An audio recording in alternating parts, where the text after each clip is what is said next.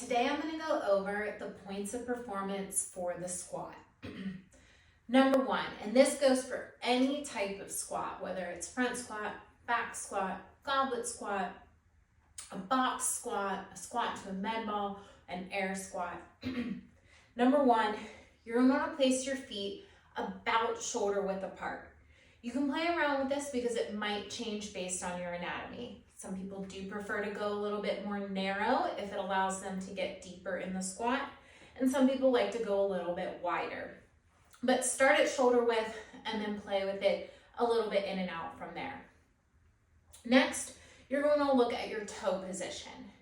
You can be anywhere from toes straight forward to toes slightly out. Again, play with what position feels best for you in the squat. The next thing that you want to think about is sitting straight down in the squat. Sitting straight down means that your knees and your hips break at the same time. You're keeping that chest high and you're sitting as straight up and down as you can in that squat. Next, you'll notice as you sit straight down, your knees should be tracking over your toes. So if your toes are pointing straight forward, knees are going to go straight forward or slightly outside. And if your toes are pointed out, knees are going to be pointing out. So you'll see knees track directly over my toes. You also want to make sure that as you're heading down, that your knees are not caving in or one side caving in versus the other side caving in, right? So make sure knees are going directly over the toes. Finally, at the bottom of the squat, you're going to look at two things.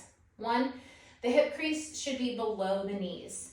So here, hip crease is below the knees. I'm as low in that squat as I can go. Also at the bottom of the squat, my heels are still touching the ground versus being in a heels up position. So make sure heels are always on the ground.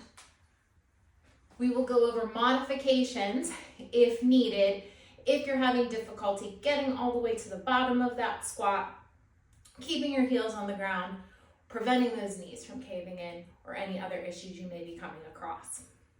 Feel free to upload your videos of your squats to this week's Slack channel.